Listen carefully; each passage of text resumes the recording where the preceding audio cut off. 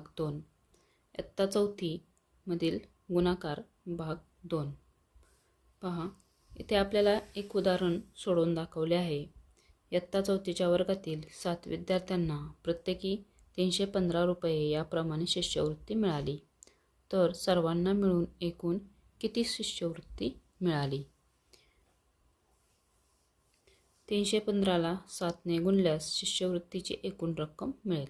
आता इथे आपल्याला 315 म्हणजेच त्याचे विस्तारित रूप मांडले आहे। 3 हा शतक स्थानी आहे म्हणून 300 अधिक 10 दशक स्थानी आहे म्हणून इथं 10 आणि 5 एकक स्थानी आहे म्हणून 5 एकक हे लक्षात घेऊन चौकट पद्धतीने गुणाकार करू। आता हे 300 इथे मांडले आहेत, 10 आणि 5 अशी 315 या संख्येची विस्तारित मांडणी इथे लिहिली आहे। गुणिले या 315ला 7ने गुणल्यास म्हणून इथे गुणिले 7। तर 7ने ह्या तिन्ही संख्यांना गुणायचं आहे म्हणून सुरुवातीला 7ने या 5 या एककाला गुणायचं आहे। 7 5 35 आणि आलेला गुणाकार या चौकटीत लिहिला आहे। 7ने 10ला गुणल्यास 7 10 70 किंवा 7 0 0 7 1 7 70। 7ने 300 या संख्येला गुणल्यास हे 2 0 7 0 0 7 0 0 7 1 21 2100। ह्या निळ्या चौकटीत आलेल्या संख्या हे उत्तर आलेले आहे म्हणून आलेल्या सर्व संख्यांची बेरीज आपण इथे दाखवली आहे। 2100 अधिक 70 अधिक 35 बरोबर 2205। आता हेच गणित उभ्या मांडणीने सोडवून दाखवलं आहे। 315 गुणिले 7 7ने 5ला गुणलं, ह्या 7 या संख्येने या तिन्ही अंकांना गुणायचं आहे। 7 5 35 35चा 5 इथे मांडला, हा 3 दशकच्या घरात हातचे गेला म्हणजेच आपण त्याला उसना घेतला असे म्हणतो। 7 1 7 आणि 7 मध्ये 3 मिळवले 10 आले।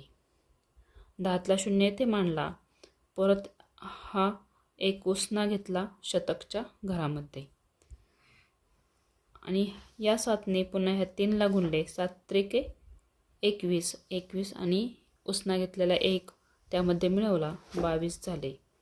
22 मधील 2 इथे मांडला आणि हा 2 पुढील घरामध्ये घेतला म्हणजे तो हजाराच्या घरामध्ये गेला म्हणजे 2205 असे उत्तर आले आणि तेच उत्तर इथे आले आहे, हे तुम्ही लक्षात घ्यायचे आहे। आता आपण यावरच आधारित स्वाध्याय सोडवणार आहोत।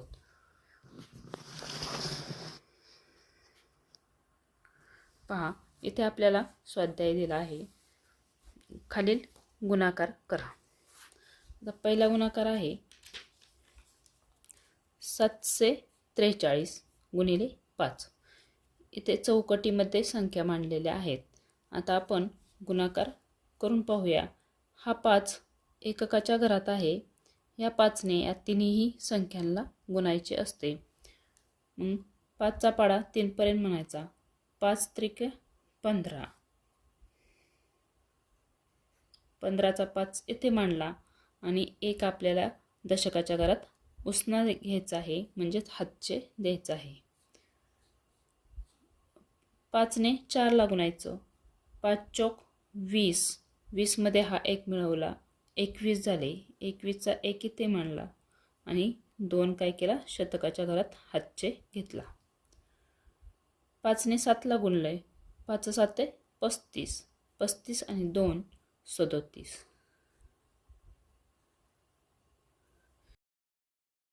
743 गुणिले 5 या संख्येचा गुणाकार आला 3715। तसेच आपण दुसरे उदाहरण सोडवूया। यामध्ये 409 या संख्येला 4ने गुणायचे आहे म्हणजे 4ने या तिन्ही पण संख्येला गुणायचे आहे। 4 9 36 4 9 36 36 मधला 3 इथे हातचे येतो दशकाच्या घरामध्ये. आता 4 गुणिले 0. पहा, गणिताचा नियम आहे, कोणत्याही संख्येने शून्याला गुणल्यास गुणाकार 0 येतो. म्हणून 4ने 0ला गुणल्यास याचा गुणाकार 0 येतो आणि 3 आहे असाच खाली येतो. आता 4ने 4ला गुणले, 4 चौक 16. म्हणून 409 गुणिले 4 या संख्येचा गुणाकार आला 1636. आता आपण तिसरे उदाहरण पाहू. 354 गुणिले 9. आता 9चा पाडा 4 पर्यंत म्हणायचा. 9 चौक 36. 36 मधला 6 इथे मांडला आणि 3 हातच्या आला दशकाच्या घरामध्ये. 9चा पाडा 5 पर्यंत. 9ने 5ला गुणायचं म्हणजेच 9चा पाडा आपल्याला 5 पर्यंत म्हणायचा आहे. 9 व 5 45, 46, 47, 48. 45 मध्ये हे 3 मिळवले, 48 आले. 48 मधला 8 आपण इथे लिहिला आणि 4 उसना घेतला म्हणजे 4 हातचे आला. 4 हातचे दिला. या 9ने 3ला गुणले. 9 2 18, 9 त्रिक 27. 27 मध्ये हे 4 मिळवले. 28, 29, 30, 31. उत्तर आले 31. 354 गुणिले 9 या संख्येचा गुणाकार आला 3186. अशा प्रकारे आपण पान नंबर 38 वरील स्वाध्याय सोडवला आहे. आता आपण पुढील स्वाध्याय पाहूया. आता पुढील स्वाध्याय आहे, इथे आपल्याला 2 अंकी संख्येला 2 अंकी संख्येने गुणायचे आहे. आता आपण इथे 2 अंकी संख्येचा गुणाकार पाहूया. इथे आपल्याला चौकटीत एकक, दशक, शतक, हजार असे घरे मांडली आहेत आणि त्यामध्ये एकक आणि दशक या घरात 2 अंकी संख्या मांडल्या आहेत. 37 गुणिले 27. आता ह्या 2 अंकी संख्येने सुरुवातीला एककाच्या संख्येने ह्या दोन्ही अंकांना गुणायचे असते.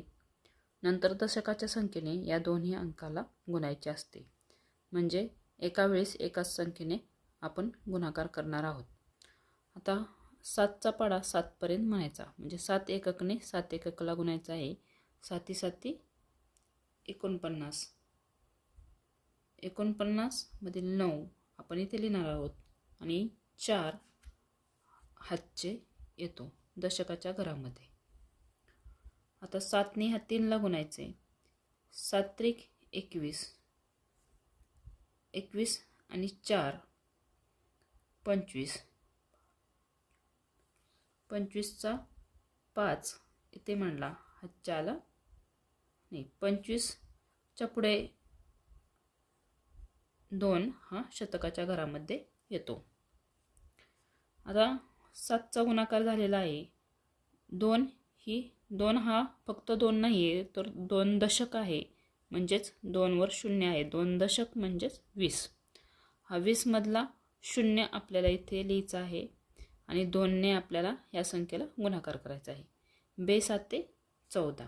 14चा 4 इथे मांडला. 14चा 4 इथे मांडला आणि एक हातच्या आला. हा दशकाच्या घरामध्ये. हा हातच्या आपला आधीचा आहे त्यामुळे आपण त्याच्यावर काट मारू.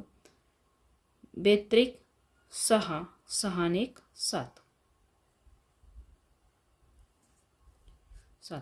आता आपल्याला या दोन्ही अंकांची बेरीज करायची आहे. 9 0 9. 5 आणि 4 9. 2 आणि 7 8 9. इथे उत्तर येतं 999.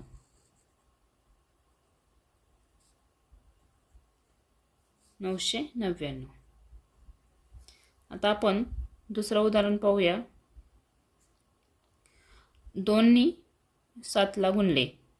एकक स्थानच्या अंकाने एकक स्थानच्या अंकाला गुणायचं आहे. 2नी 7ला गुणले बेसाते 14, हच्चाला 1, बेसक 12, 12 आणि 1 13, 9 7 63. आता हा 9 दशक स्थानी आहे, म्हणून 9चा गुणाकार करताना दशक स्थानी 9 म्हणजे 90 असतात. हा 0 इथे द्यायला विसरायचं नाही. हा 0 इथे मांडला, 9ने या संख्येला गुणायचं. 9 7 63.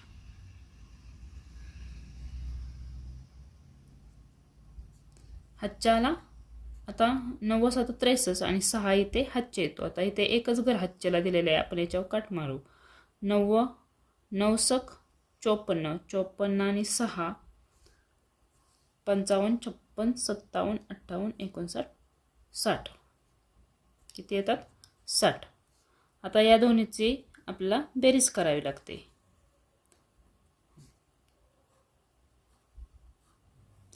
4 आणि 0 याची बेरीज येते 4, 3 आणि 3 याची बेरीज येते 6, 1 आणि 0 1 आणि 6चा 6.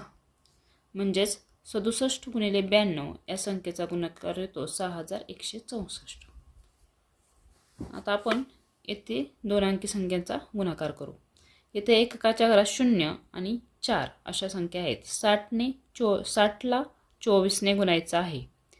4 0 0, कोणत्याही संख्येने 0ला गुणल्यावर गुणाकार 0 येतो, हे लक्षात ठेवायचं आहे. 4 0 0, 4 सक 24, म्हणून इथे आपण 24 मांडणार आहोत.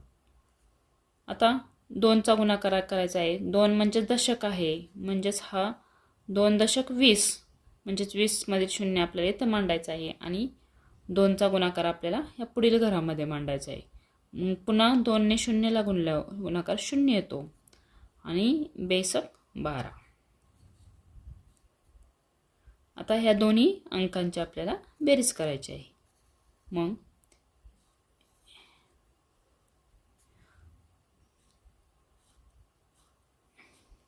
0 मध्ये 0 मिळालं 0, 4 0 4, 2 आणि 2 4 आणि 1 असंच 1440.